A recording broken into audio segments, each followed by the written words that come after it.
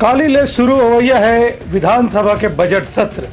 ये बात की जानकारी दी है पूर्व मुख्यमंत्री और विधानसभा अध्यक्ष डॉक्टर रमन सिंह। छत्तीसगढ़ विधानसभा के बजट सत्र कल से शुरू हो गया है। विधानसभा के अध्यक्ष डॉक्टर रमन सिंह आज पत्रकार मंच से चर्चा करत बताई कि यह बजट सत्र एक स्थिति विशेष वही कि ए मौका में कतको नवा विधेयक प्रस्तुत करे जाही।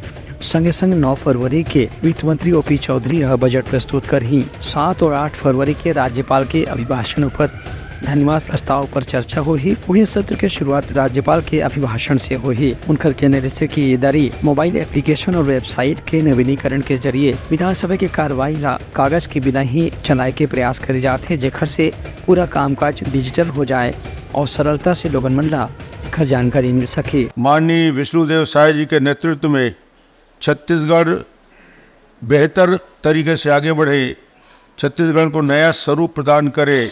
मुझे लगता है कि इस दिशा में माननीय विष्णुदेव साय की सरकार भी काम कर रही है। मुझे विश्वास है छत्तीसगढ़ का ये बजट हर वर्गों के हित में होगा, जिसमें पूरे प्रदेश का विकास समाहित होगा।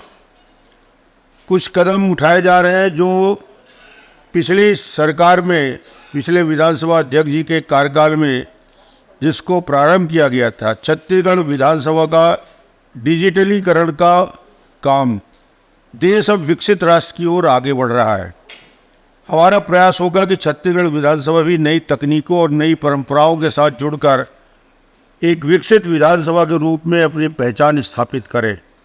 केंद्र सरकार के इस अंतरिम बजट के लिए माननीय केंद्रीय मंत्री निर्मला सीतारमण जी ने परंपरागत तरीके के बही खाते की शैली को हटाकर एक डिजिटल टैबलेट के रूप में अंतरिम बजट कागज रहित प्रारूप के रूप में प्रस्तुत किया। छत्तीसगढ़ विधानसभा में भी हम सब मिलकर प्रयास करेंगे इस सदन को भविष्य में पेपरलेस बनाया जाए। माननीय प्रधानमंत्री जी नवंबर 2021 में one nation one legislative platform के विचार का प्रस्ताव रखा था, जिसे पूरे देश में निर्बाध डिजिटल एकीकरण की आवश्यकता पर जोर दिया गया है।